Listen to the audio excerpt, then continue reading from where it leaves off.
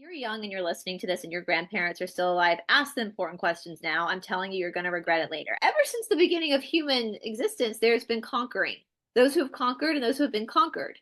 And yes, it sucks, but that's just part of how it goes, right? If you think you're doing well with your spiritual development, try spending a weekend with your family.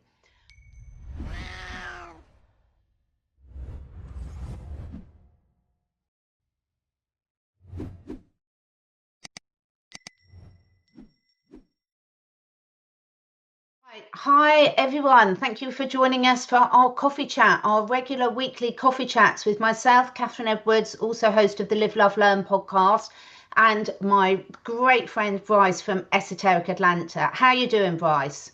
It's wild, wild times we're living in, Catherine.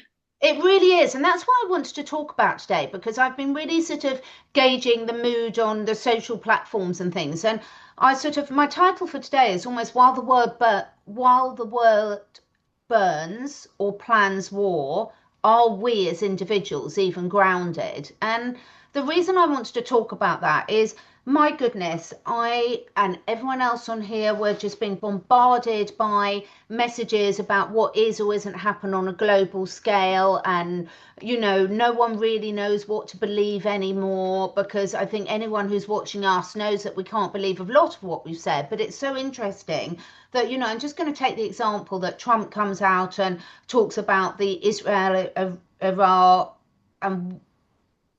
Iran. Yeah. I just want to say I don't know. Israel, Iran, and it's suddenly like we've hit this and hit this, and everyone takes it as gospel. But it's like so interesting that we know so much is lies. So how do we know that all of it isn't lies? So I just wanted to kick it off with there in terms of, what are you feeling about all this blowing up again in terms of what on earth is going on and these horrors that are or aren't happening, and most of us haven't really got a clue what really is happening. Do you know when you told me you wanted to talk about this to me yesterday, Catherine, I literally last night like laid in bed really pondering this. And I think you hit the nail on the head is I don't know if I actually have the answer because Mm, I don't know if we really know what's going on. And in some of these cases, I think we're damned if we do and we're damned if we don't. yeah. I was thinking about the last time, a lot of people are like, well, if it's not happening in your country, should you be involved? And that's a fair argument. That's a fair argument. I'm not, I can see both sides of it. Like from a humanitarian perspective, if there's something wrong, if we know that a lot of the Iranian people are not treated very well, especially women, we know that. So if there is something unjust happening, what responsibility do other countries have to help their fellow men, if any? I don't know. I see both sides of it. But then I was thinking about the last time this kind of happened big publicly. Let's talk about World War II. As an American, we heard these stories as American kids growing up that America did not get involved, stayed out of World War II for a very long time. Now, we were sending our troops over to the UK because we have one of the strongest alliances with the UK. So if England decides to go to war, regardless of whether the American military wants to or not, they're going with England, vice versa, right? It's vice Yeah. versa. We are like that with the UK. So even though America wasn't involved, from what my grandparents would talk about at that time, which is very different from what was happening in London. My grandparents just listened to the radio on their farms in very peaceful times. But they would, even though America wasn't technically in the war, it didn't happen until Pearl Harbor that America officially entered the war, but it still felt like it because troops were going to war. Yeah.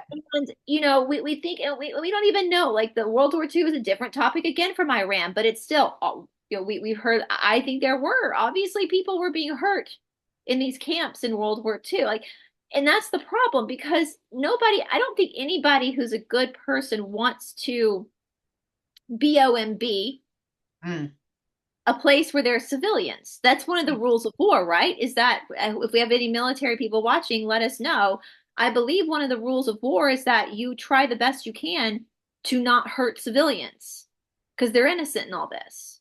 But then we look at the Iranian regime. I've been looking at a lot of stuff, Catherine, that's been popping up on my feed. But then again, I don't know. Is this propaganda because I'm an American and my phone knows I'm in America? Exactly. I wonder, if we were all to compare what's popping up on the feeds, it would be very different for all of us. Yes, and we know that what the Iranian regime takeover was what, like 1978 or something, and they show pictures of women before that wearing what I'm wearing right now, shorts Yeah. and t-shirts, and then now they're covered from head to toe, and you know, and then I have been watching clips of Iranian immigrants, I'll say legal immigrants that legally came to the United States, who are very grateful for what Trump just did because of what was going on in their country. But then they're here, it's complicated. Like I don't know and thank God I'm And not also, in a position to. I completely agree with you. And I think this is the thing is we all jump to conclusions we don't know. But there's so many atrocities. Sorry, Todd just tried it. Sorry. Okay, go ahead. Sorry. There's so many atrocities going on in so many parts of the world. Like, if we're saying it's the way they treat their civilians, well, you've only got to look around the world and see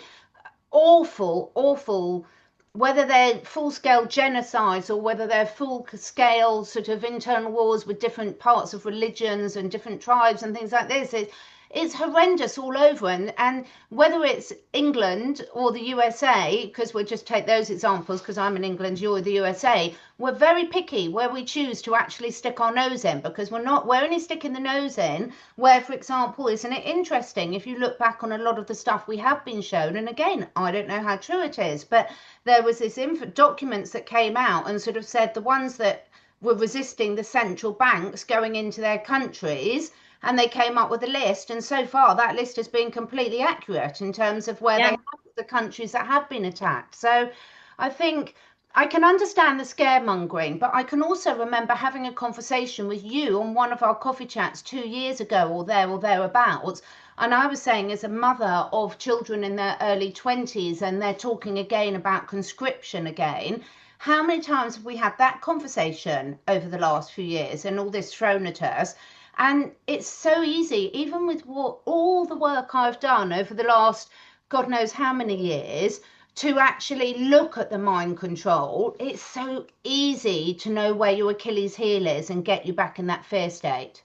It's so easy, and it's so funny we said that we call it drafting here in the United States, and Yeah. absolutely I want to make this very clear. I have absolute respect for the military. You do a Mm. very and it's the British military too, because like I said, America and the UK are brothers in arms, and so a British military man is going to protect an American just like an American military man is going to protect a British citizen. So I feel like I can say thank you to both.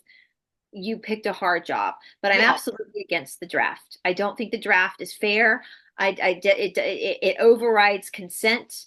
It's not like you're drafting kids to go take spelling tests, right? It's different from like requiring a child to go to school. Yeah. That's known and you're putting people's children in harm's way. And even like I just finished reading that book called The Women about Yeah. Vietnam. And that was a very intimate look at what was going on. And I was not, I mean, I think Catherine, you and my boyfriend were born around the time Vietnam ended. I Mm. was born about 10 years later. So by the time I grew up, Vietnam was in the past. It was just something people talked about. Some people's parents had weird, wacky personalities. We were learning more about, they called it shell shock back then, about Yeah. PTSD. But just looking at this intimate, it's a fictional book, but with a lot of intimate, obviously the writer interviewed a lot of people who survived Vietnam. And when I say survive, that's what I mean it. It's the same thing because regardless of the backstory of Vietnam, we know there's all these conspiracies around it, but the whole point was communism, right? That Yeah. communism was a threat to humanity, which I believe it is. That's true. It is. It does strip people of their sovereignty. It does. I mean, it's never worked. Show me where it's worked, where people had brilliant lives. But yet you send these mostly American young boys, 18 years old, which I'm sorry, I know legally you're an adult, but I don't think you're an adult at 18. Like No. I was not an adult at 18. You're sending children to fight these wars because communism is bad. But yet when they get to the war, like in Vietnam, what they thought was going to happen didn't happen. Even they were getting booby trapped, and all this like off. It just became a wild situation. But they wanted America, and America did start to push back from it. Obviously, that was a huge issue. The Americans started to push back because they started to see that this was not what they promised it was. So were we Yeah. liberating people from communism? Are we liberating Iranians from a regime that's terrible to them? What is really happening? And we don't And where know. do you draw the line as well in terms of who decides what's great and what's not? Because when you look at, let's take America for the moment, just because, you're just still ahead of us with, say, the obesity and the health crisis. So certainly, you, in terms of the amount of medications that most people are in America, is higher still than where I Yeah. am, and we are not far behind. Trust us. But how free are you? Because that's no life. That's that No. completely the fact that so many people are living with chronic diseases, and have such a poor quality of life from a welfare health perspective, that the choices that we think there's an abundance of choice, but what choice is it when you go into the grocery store and virtually everything in there is going to kill you Yeah. slowly, not overnight. But so there's so many different, it's so ridiculous. None of us really want anyone making these decisions. But one of the things I wanted to ask your opinion on, Brice, is all of us included, because we're having this conversation, all of us, it's so easy to focus on these big things. I'll just have to check my cat's okay in a minute. She's meowing badly. Um, but it's all a distraction from what's going on in our own lives. And if all of us as a population, if we were so aligned on our own health, our own sovereignty, do we think these external things would be going on anyway? It's a really good point. When you're saying that, I was thinking about, again, about World War II. And I remember, I wish I had asked, we always say that, right? If you're young and you're listening to this and your grandparents are still alive, ask the important questions now. I'm telling you, you're going to regret it later. Ask the important questions now. Because I remember when my dad's mother was right before her dementia got really bad, I started to ask her questions about what it was like. She was born in like the late 20s, early 30s. So she would have been like a teenager during the height of World War II in the 40s. And so I started to ask her questions about what that was like. And Catherine, it's so interesting because back then they didn't have television. They didn't have the internet. They had Yeah, radios. And my grandmother grew up in a relatively wealthy family in South Georgia. She grew up on a big farm in an old, beautiful Southern house, old colonial house. And she was like, well, we would listen to the radio at night, but other than that, we didn't really, we knew there was a war going on. We would see the rations, but we would just turn the radio off and go outside. mm, And so I wonder sometimes how back then in the 1940s, growing up on a big old farm in South Georgia, my grandmother probably actually did have more choices than we do. She had yeah, better food, exactly. better food. She had the ability to turn it off. She wasn't being bombarded and fear mongered. You And know, they had to be spending their time doing practical things, growing food, cooking food. They couldn't phone up the local takeaway and get a delivery. no. They had to, they were present by the very nature of their lives, Well, they of had a running actually doing farm. each day. What my grandfather was a dairy farmer and they didn't use machines back then. Yeah, It was not the horrific treatment it is now. They sat by hand yeah, with udders and milked the cows. yeah, And that's what she did. She and her sister, my great aunt, had to sit outside and milk the cows. And yeah. so I think that was a healthier, mentally healthy. If you're in a situation in your country where there is, genocide going on, there is something going on, if you request the assistance from, I don't know. I don't know what the answer. But then it goes back to if this was not happening in the Middle East, if this was happening, if this exact same thing was happening, which we know this does happen, and let's say the middle of Africa, Yeah, would there be such a kerfuffle, or is it because there's completely. oil? Is it because there's oil in the Middle East that now we're all buying for that oil? Like, it's funny too, like even with land, with the Israeli, Iran, Iraq, all this dispute, Palestine, everything that's fighting over there, sometimes I even wonder how much of that is manufactured. Because Oh, completely. I mean, the one thing we know, I mean, you've only got to look at Bibi, I won't say his full name on here. Um, you've only got to look. Pause that. yeah, it's fine. Sorry about that, everyone. I've got a cat that she's just on some medication at the moment, so I'll just get my daughter to check on her. So in terms of what's going on with a lot of these leaders, he was being done big time for corruption, and then Yeah. suddenly this happens, and he has to stay in power. Look at Ukrainian situation. They had to cancel their elections, so Zelensky's still Well, in power, convenient. even though he wouldn't. It's all very convenient, and I think for me, it's I completely get it, and I can see myself when I can see my energy really go into that fear mode when I listen, someone sends me something and it's like they're going to bring in conscription ASAP. And I heard an interview with Redacted about they're looking at a false flag event in Europe and things like this. And in one respect, I'm like, what good does it actually do me to even listen to any of this? Right. If you can't stop what's going to happen is going to happen. Yeah, How much, and I want to make that clear when I say like with the false flags or with stuff that's like constructed to look a certain way. I'm not saying that people aren't getting hurt. I'm not yeah, saying that people aren't being terrorized, but with these people, it's like the same thing here in the situation with the western part of the United States, which was at one point Mexico. There's this yeah. huge thing now about that's Mexican land. America needs to give it back. Well, hold on a minute, because America bought that land. Mm, We bought that land. There's a receipt. We actually bought that land. We paid 5 million back then. Now that's like what, 15 billion or something, like the equivalent. We paid Mexico for that land. So it's not stolen land, it's purchased land. And my yeah. boyfriend brings a good point up. You know, ever since the beginning of human existence, there's been conquering. Those who have conquered and those who have been conquered. And yes, it sucks, but that's just part of how it goes, right? Like we've Not done well with that, the British. Sorry, yeah. everyone. Well, it's just how it Don't, is, right? don't blame Even me. before even Yeah, before the British started doing it, there were other countries, there were other people just did it. That's just how they yeah. conquered land. And so when I talk about with the Israel thing, like yes, we know about the R family and we know all those conspiracies, so you don't have to put them in the comment section. I'm just looking at this from a practical perspective of how they're messing with our emotions. So land has been traded hands between groups of people since the beginning of time. That's just how, and it'll probably happen again. That's just how it is. I mean, look, they're And how talking about far do we annexing. go back as well? Exactly. So So this is how it is now. if everyone here, I mean, I love the saying, Brice, I love the saying, if you think you're doing well with your spiritual development, try spending a weekend with your family.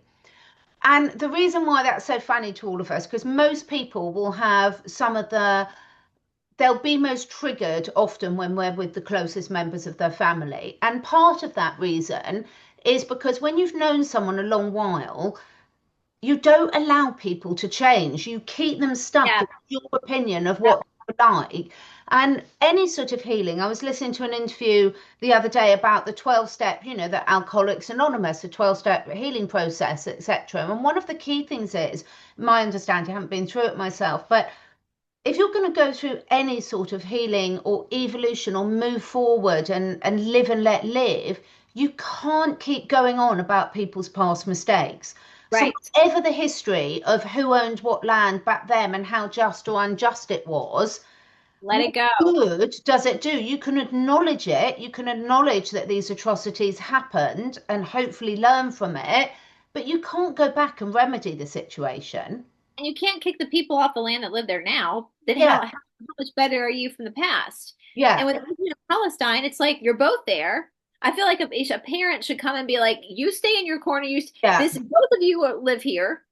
And I think if I had to guess, this might be me being a little Pollyanna-ish or optimistic. I bet most Palestinians, most Israelis probably would never want to hurt the people in the country next to them. Well, So like, I think there's a lot of brainwashing because of how yeah, it's raised, isn't that's there? what I say. What is that? What is creating that? What is creating that friction for this to be allowed to happen, for the people to want to hurl BOMBs back and forth? Like Everybody, what so is all happening? of us listening, I'd love to hear what everyone thinks. I mean, like, I'm British, so I can remember getting told to go to the back of my class and shut up my history class. Because when I was learning about World War I and World War II, and of course the British, it's like if we watch TV, we were always taught the Germans and the Russians were the baddies and the Same Japanese. in America. Yeah, We were always taught in the cowboy and western films that the cowboys were the good ones and the Indians were the bad ones. I mean, barbarics. Yeah. such ridiculous. And I'm not using those terms to be insulting, guys. I'm using it, that's what they were called, cowboy Oh, and yeah. western films. And it's like all of us from birth, it's like your identity is not a religion. And what I mean by that is we're bought into these identities. We're bought into eating habits, like the joke, diabetes doesn't run in your family, no one runs in your family. We Right. These habits are so ingrained that we think we've got a choice in things that we haven't, because we've been programmed so long on religion, on education, on ways of living, on prejudices, you name it, that it's that long. And I think it's so hard for most adults to sit there and realize how programmed we all are and how many biases and prejudices we all cover. And of course, it is different if you've lived through it. You know, I'm a white woman living in England, so I don't know what it is like to be someone in Gaza. Um, so you can have empathy, but to think that, you know, taking to say that you want peace by sending bombs is such an oxymoron. It's just ridiculous. To me, that's just complete propaganda. Hi, everyone. It's Catherine here. And before I dive into today's episode, I want to really quickly share something that's so important to me.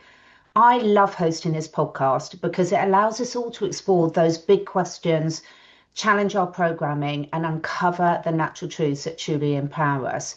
But did you know my real passion's working one-on-one with animals and people, helping you or your animal cut through the noise, find the root cause of imbalances, stress, illnesses, or really just create a personalized plan that actually works for you.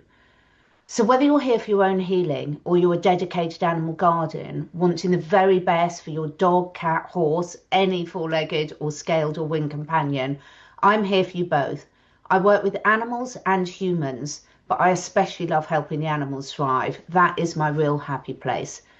So my recharge and reset consultations and online courses are packed with practical tools, printable resources, lifelong access, and the main thing is you'll never feel alone on this journey.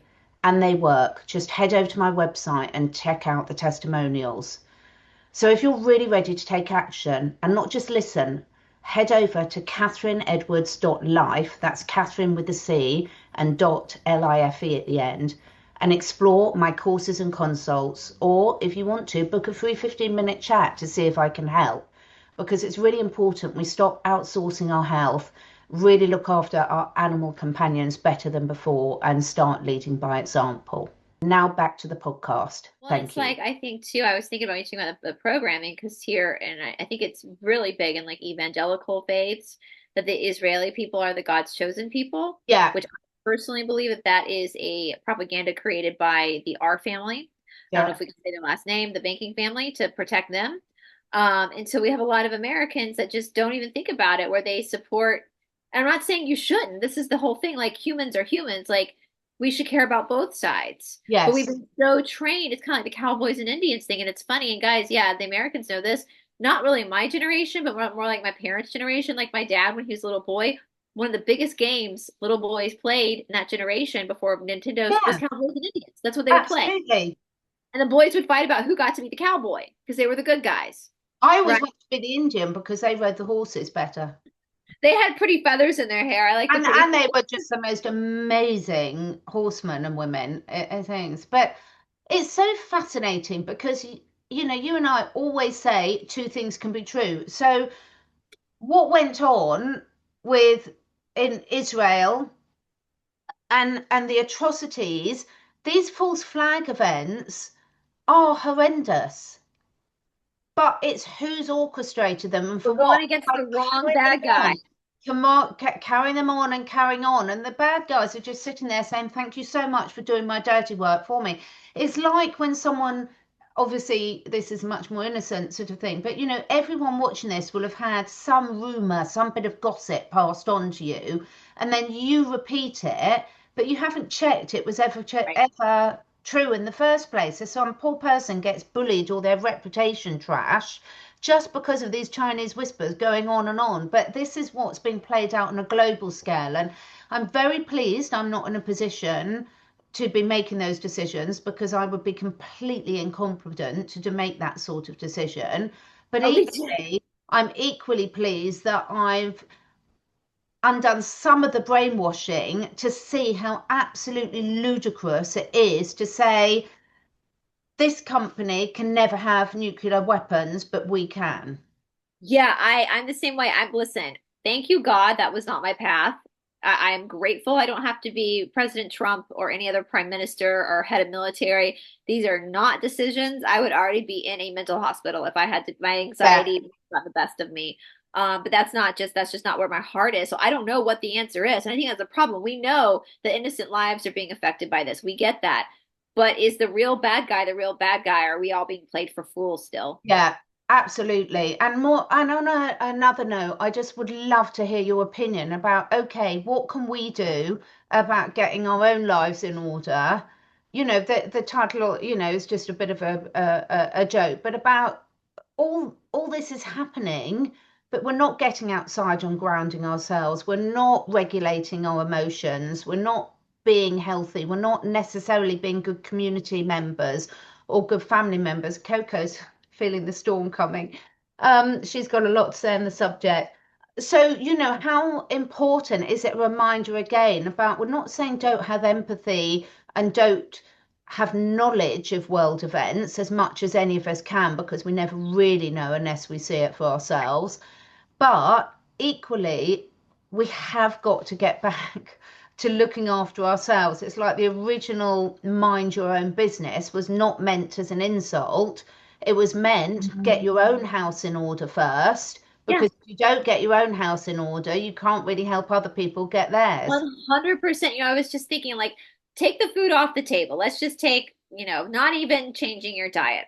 What would happen, Catherine, if every single human being on the face of the planet tomorrow got up, did one hour of exercise, and got 1 hour of sun? Just let the sun hit their face Yeah, for an hour. What would just those two things alone do to shift the vibrational frequency of the planet and change the way we perceive things? exactly. Absolutely. And even in the UK, where they're blocking out our sun, that supposedly has just started, even though they've been doing it for 50 years. Oh But yeah, it's just started, this you is, guys. They this had is this what has I to do with mean.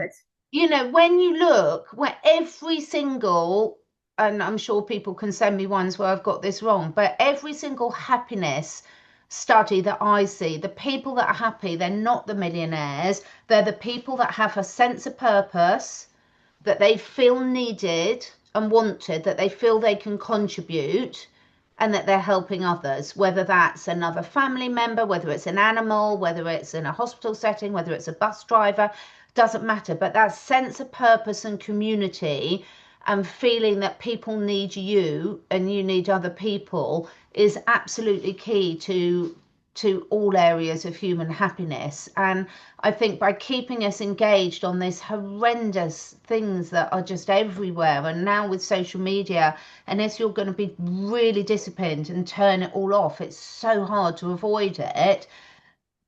I think we need to get back to doing, as you say, the grounding. Go outside, start your day with exercise, Just start your sit day there with with the sun on gratitude, your and face. get out in the sun. Don't put sunscreen on, guys. That blocks. Like, you just let that vitamin D. I wonder if I can ask our audience, because what would happen with our audience, with our friends watching right now, if for like at least just a month, for like 30 days, if each and every one of us made it a goal to do one thing every day that serves someone else. Just it Yeah, could be something little. And maybe that's checking on your elderly neighbor, or maybe that's sweeping the porch for your elderly neighbor. Like my boyfriend's dad will often go and cut grass for his next door neighbor. I think his next door neighbor never asks, but he's elderly.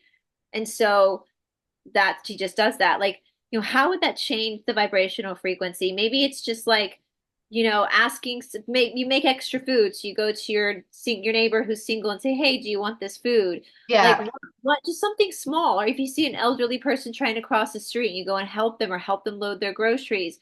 Like, what is something even small that would be very so simple? Smile and make eye contact and Well, say like, yes. a You know what genuine have a nice day. happened yesterday, Catherine, or the day before yesterday, actually? I never even didn't even mention this, but I'll just give an example. We were out with Ravi on a WALK, and it's caught course here. It's close to 100 degrees outside. It's very hot, very humid. We were at the height of the day. We had to stop by the ATM machine because we do pull cash out every now and again. That's a discussion for another day. But I'd gone into the ATM machine. My boyfriend was standing outside with a dog, and as I passed this security guard, this black woman, obviously it's a bank, so she's standing outside, full vest on. It's like 100 degrees, which is close to what, 40 Celsius, very hot. And I was kind of at the age of I was thinking that poor lady, like it is so hot outside and she's just having to stand in this like bulletproof vest. Like that. And we walked out and I put it in, we were turning the corner and I was like, I'm really bothered by this. Hold on. My boyfriend's like, what are you doing? And I went back to this woman. I was like, ma'am, are you okay? Do you need water? Like it's really hot outside. And at first she kind of looked shocked and then she got this big smile on her face. And she's like, oh no, that they bring me water. But thank you so much for Yeah, just noticing that. Like she had this big smile. It's just a black, and of course they're trying to create tension between white people and black people. But and as I was walking away, I was like, you know what? She's fine. She has water, but maybe that's what God was trying to get me to do. yeah, Was let this woman know that somebody noticed her in this heat. And so even if it's just something that's small, like if you see a security guard in the heat and you just go up and ask, can I get you some water? Like, can I do yeah. something? Are you okay? You know, just to find that humanity, like how much of a difference would that make if we actually just started caring about each other in our community? Not just caring about people who are of the same political party as us or the same religion. I mean, Catherine, think about when Helene hit North Carolina. Mm, And you and Tamara were telling me that people in the UK and people in Australia were praying for the people they didn't mm. even know in North Carolina just because they felt that human experience of devastation. Like how much better would the world be? And how would the bad guys of the world get away with the shit they get away with if we all just took accountability and changed the way we interact in our own little communities? I 100% agree, and I really don't think they would. And I think the whole point is it's so easy. And again, it's been such an evil genius of to push people into this way of thinking because most people are exhausted. They're tired. They're working all day. They're worried about paying the bills. They're worried about health issues within their family. There's so many things to be concerned over. But you're so right that when you actually start helping others, it's the most amazing thing. It lights up your fire. It basically fills up your cup energetically, emotionally, spiritually. And when they cannot get away with this sort of behavior, when we have compassion, we make much better decisions. And I think at the moment, I don't personally believe I've gone from one extreme to another, and I don't recommend this to anyone, by the way. This isn't right, but you know, you go from perhaps being like childlike and believing everything you're told on the news. I don't think that applies to anyone watching this. And then you go the other way and you don't believe anything. And I've actually gone back into that stage, and I'm like, do you know what? Unless I feel it, see it, do it. I don't care whether someone's talking about an individual, a person, a global situation. There's no way for me to know which of these are true and which isn't, and therefore I'm going to take it all with a pinch of salt and get on with trying to sort of say, what can I do today to What make can I it do? better for all creatures, great and small? Because we do live on a beautiful planet. I did see a spider eating a woodlouse this morning, which was hideous. So there is a lot of cruelty at all levels. You don't want to come back as a woodlouse. But in all seriousness, let's try and not look for those things. Look for And I the want to ask her, if you don't mind, Catherine, because I know it's on your channel, but I want to ask our audience, like, give us ideas. Like, what's something small? You don't have to go and buy somebody's groceries if you don't have the money, but what's something small? Give people ideas, like inspiration. Like, Mm. what's something small, not expensive that you can do to really make change, even if it is just smiling at somebody in the grocery store. Like, what are some ideas? Like I said, helping an elderly neighbor, like making sure people who are hot now have to be outside if they have water. Like, give us ideas, help us that just little things that we can do on our as we go about our day. You know, how much does it mean to someone if you see somebody's outfit and you really like it? Like to actually say, I really like your shirt. Like Yeah. sometimes we see things and we don't say anything, but just to acknowledge that, it makes you feel better when somebody likes your outfit because they've noticed you. You know, Mm. if you see somebody who has a really pretty smile, like, maybe for men telling a woman that might sound a little creepy, but like, in a non-creepy way, just be like, you You have the see, best yeah, smile. I think if someone said you've got a lovely smile, it's like you could really how it would be quite hard to take offense at that, wouldn't it? It really. Yeah. When Um, I try to do that even with my students, like especially the students that struggle a lot, that I feel bad sometimes. There are students that I'm constantly like working with them because they just struggle a lot. And I always make the point to tell them after class that I just love having them in my class. Like I really appreciate, just telling people you appreciate them. Like for those who do have like a house cleaner or a yard man, maybe taking that, even though you're paying them, maybe take that extra time to tell them that you appreciate what they do for you, or your employees, what they do for you, you Yeah, know? just say that. Yeah, just people need to be noticed. Everyone needs to be noticed. People need to feel safe. And I think, it can be a scary time for people out there because we're all in different situations. We're all in different areas of the world. We're all seeing different information that's very carefully fed into us because they know exactly what our trigger points are now. And so it's very easy to get to us. So, Yeah. be gentle with yourself, but also reach out and help some others. And I think let's see how that shift things as well. Take the attention off what we don't want and really put the attention on what we do want and how we want to be treated. Do unto others as you would have them do unto you. Yeah, exactly. And my lovely Coco is a perfect example. Look how beautiful Coco is. Meow, meow, meow. Aw. She's the noisiest cat we've got. She's got the best meows. She makes herself known. Thank you so much, everyone, for being with us. Let us know your thoughts in the comments. Let us know some ideas. Next week, we will be back on Esoteric Atlanta. All Brice's links are below. So please don't forget to come and join us then. Bye, everybody. Yeah. Thank Bye. you so much for taking the time to listen. And if you feel inspired, please do share with your friends and family. This helps us spread the word and also helps me encourage some exciting new guests to take part in this podcast. And above all, stay curious and stay free.